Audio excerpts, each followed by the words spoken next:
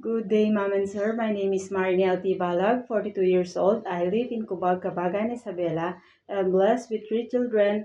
Ages are 23, 13, and 9 years old. I am a cheerful, honest, and hardworking person. I can work under pressure with less supervision. I love to learn new things and I can follow my employer's instruction. As a mother, I am very loving and patient to my children.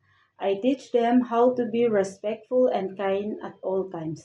I want to work abroad to support my family and to give them a better future and to support the schooling of my children.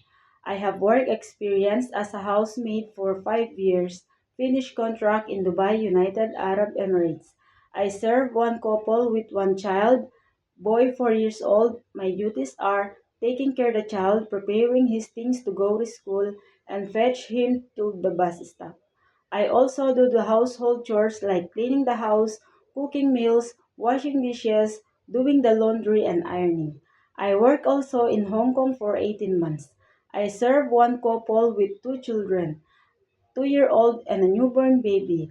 My duties are taking care of the kids. I feed them, bathing, changing diaper, and attending to the baby when crying, cleaning around the house, cooking meals, washing dishes, and laundry. Unfortunately, I did not finish my contract because I went home due to family emergency.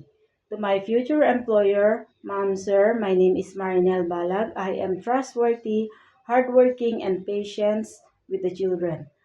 I promise to give you my best service, treat your family like my own, and treat your children with patience and tender loving care.